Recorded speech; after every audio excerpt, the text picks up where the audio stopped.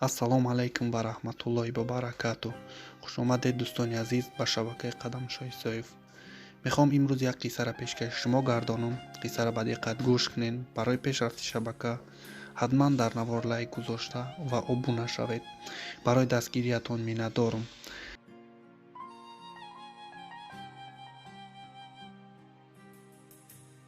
қиссае ки ман имрӯз пешкаши шумо мегардонам, дар ин қисса чунин навишта шудааст: қиссаҳои зиндагӣ, доғи рӯз,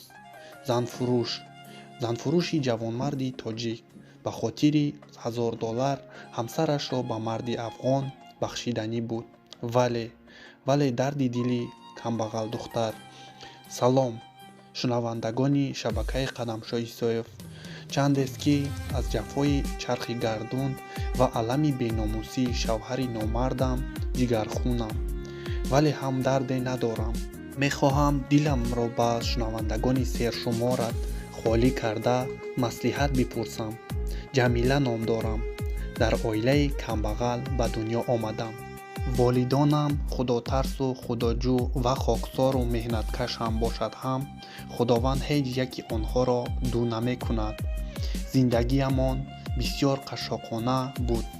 аз кӯдакӣ чӣ будани нони сери ва тани пӯшидаро намедонистем. таги табақи ҳамсояро хӯрдаю ва либоси кӯҳнаи онҳоро пӯшида ба воя расидем. вале гуруснаю нимгурусна калон шуда бошем ҳам ҳаргиз қадам ба роҳи бад намегузоштем. падару модарам ҳамеша таъкид мекарданд ки барои инсон чизе аз ҳама муҳимтарин дар ҳаёт ин номус, шараф ва нангу номус аст. азбаски духтарони меҳнатию хоксор будем, ба нодорию камбағалиамон нигоҳ накарда бароямон хостгороне пайдо мешуданд. ба қавли маъмул хушхарид будем. бо мурури замон мо 8 хоҳар бо номи нек ба шавҳар баромадем. бародаронам низ хонадор шуданд. ҳама фарзандони падарам зиндагии хуб доранд.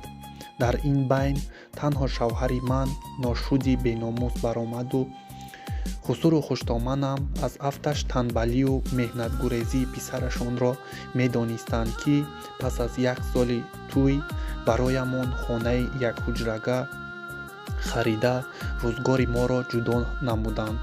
дар кашидани аробаи зиндагӣ душворӣ мекашидем, чунки на ман маълумоти ё касбии ҳунарӣ доштаму на шавҳарам. хоҳаршӯям зиндагии сангини моро дида аз шавҳараш хоҳиш кард ки маро дар тарабхонааш ба ҳайси табақшӯ ба кор гирад. зани хубу порсо ман ба кор оғоз кардам. шавҳарам ҳамно рӯзи дароз дар хона бекор нишаста бо ҷураҳояш бадмастию беҳудагардӣ мекард. барои он ки бо одамони бад рафиқ шуда аз кӯчаи одамгарӣ набарояд, боз пеши хоҳаршӯям гардани каҷ карда зорию таваллӯ намудам ки як илоҷ карда барои додараш ҳам ягон ҷойи кор ёбад. язнааш посбонии тарабхонаро ба шавҳарам дод. аз ҳисоби хӯрокҳои пасмондаи тарабхона хӯрда пуламонро ҷамъ кардем, то ки илоҷ карда барои шавҳарам ягон мошин харем ва вай кирокашӣ намуда ақаллан як тарафи зиндагиро бурда тавонад. аммо шофёри шеф ба таксист шудани шавҳарам ҳоҷат намонд, чунки язнааш ӯро ҳамчун ронандаи шахсии худаш ба кор гирифт. дар баробари ин хизмати шефро кардан вай ҳамчун барои тарабхона маҳсулот харида меовард ва баъзе меҳмонҳои хушпулро то хонаашон расонда аз ин ҳисоб низ пул кор мекард. аз зиндагии оилавиамон 3-4 сол гузашта бошад ҳам ман ҳеҷ ҳомиладор намешудам. чанд бор аз шавҳарам хоҳиш кардам ки якҷоя ба назди духтур рафта аз ташхис гузарем, вале ӯ бепарвоиёна даст бафшурда мегуфт: ғам нахӯр занак, пул ҷамъ карда 1-2 хонага харем, ана баъд чандто ки хоҳӣ таваллуд мекунӣ. вазъи иқтисодиамон хеле беҳтар гашта зиндагиамонро хуб буд, вале меҳмони шилқин. як шаб дар тарабхона тоҷирони афғон шабнишинӣ доштанд. то корҳоямро анҷом додам ки соат 2 шуд. аксаран вақт агар дер шавад дар хонаи посбонии шавҳарам мехобидам. аммо он рӯз шавҳарам 2 меҳмонро ба хонаашон бурданӣ шуду ман низ бо онҳо баромада ба шавҳарам гуфтам ки якбора ба хонаи худамон меравем. афғонҳо 2 нафар буданд. якеаш дар бари шавҳарам нишаст, дуввумиш дар нишастгоҳи қафо дар бари ман нишаста ба гапҳои хуш гаппартоиро сар кард. ин марди шилқини афғон баъзан вақт ҳатто дасти маро ҳам медошт, вале шавҳарам ҳамаи инро аз оинаи бубинад ҳам ақаллан як бор нагуфт ки ҳой мард, ту чӣ кор карда истодаӣ? охир ин духтар зани никоҳии ман аст. қаҳрам омад, вале бо хотири ҷангу ҷанҷол нахезондан хомӯш нишастам. девона гурез ки маст омад. мизоҷи шилқинро ба ҳамроҳаш дар ҷойи даркорӣ фароварда бо шавҳарам ба хона омадем. норозиёна гуфтам ки чаро гаппартои афғони бешармро дида ақаллан нагуфтӣ ки ин духтар зани ман аст. шавҳарам бепарвоёна посух дод. девона гурез ки маст омад. мегӯянд вай мард чунон нӯшида буд ки дар пояш рост намеистод. бо ӯ баҳс мунозира кардан беҳуда буд. ман ягон гап зада онҳоро хафа мекардам. аз мошин мефаромаданд ва аз $50 мемондем. аз ин хунсардии шавҳарам дар ҳайрат монда бошам ҳам дигар баҳсу талош карданро бо ӯ бефоида шумурдам. чизе нагуфтам. вале занфурӯш рӯзи дигар шавҳарам маро ба наздаш даъват карда гуфт ки ҳамон марди дишаба омадасту мегӯяд ки ба ман гап дорад. ҳайрон шуда пурсидам ки чӣ гап доштааст. шавҳарам пушти сарашро хорида гуфт. мегӯяд ки сахт маъқулаш шудай. агар ту як шаб ҳамроҳаш равӣ $1000 медиҳад.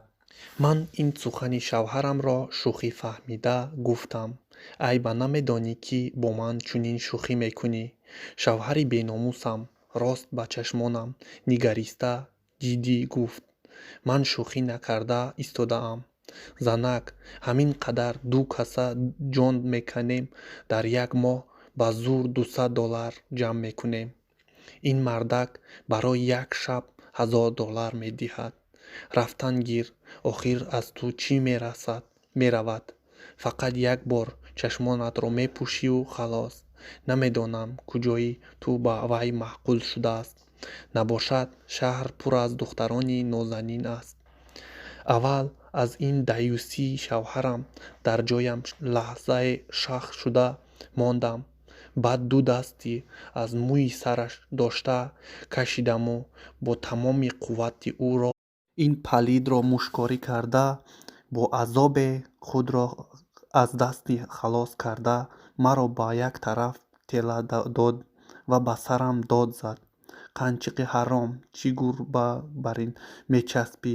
туро маҷбур бурда ба таги пои вай нахобондаам ку. фақат гуфтаам ки пул бегона нашавад. мур беномус, худозада, агар ҳамон мардак фаҳмад ки ту шавҳари никоҳии ман ҳастӣ, ба рӯят туф мекунад. рав, очата бурда ба ҳамон афғон додан гир. падарлаънат, дод задам бо ғазаб ва дар тӯли зиндагиамон бори аввалин шавҳарамро дашномҳои Қаъбе додам. шавҳари беномусам ба ҷои бахшиш пурсад, фақат як гапро такрор карда мегуфт. занаки беақл дар ҳамин замон ки ба ту $1000 медиҳад. шишаи бишкаста. аз ин воқеа қариб 1 моҳ гузаштааст, вале ман ҳанӯз бо шавҳарам гап намезанам. ӯ дар посбонхона мехобад ва дар 3-4 рӯз як маротиба танҳо барои иваз кардани либосҳояш ба хона меояду халос. шавҳарам барои он хафа шудааст, ки ман ба оғӯши он афғон даромада барояш $1000 наовардаам. рафтори ин марди даюс дар кадом чорчӯбае меғунҷад? дар куҷо дидава ё шунидам, ки марди мусалмон ба хотири пул шуда занашро ба оғӯши як марди дигар андозад? ғам даруни синаю муносибати хешу-табори ҳамсарам бо ман хуб аст, аммо ҳарчанд кӯшиш мекунам, ки ҳамаашро чун як хоби бад фаромӯш кунам, вале суханони аблаҳонаи шавҳарам ҳамеша дар гӯшҳоям садо дода дили маро реш-реш месозад. пас аз ин беномусӣ намехоҳам рӯи шавҳарамро, пулпарастамро бубинам, аммо ҷои мерафтагӣ надорам. намехоҳам бева шуда ба дари хонаи додарҳоям равам. нав роҳу равиши зиндагиро ёфта соҳиби як даҳаннон шуда будам, вале акнун дар миёни дуроҳаи қисмат монда чӣ кор карданамро намедонам. шунавандагони азиз, шумо ба ман чӣ маслиҳат медиҳед? чашмонамро пӯшида бо ҳамин марди беномус зиндагиро идома диҳам ё ягон роҳи дигари наҷот ҳаст? ҷамила, шунавандаи шабакаи доимии Қадамшо Исоев.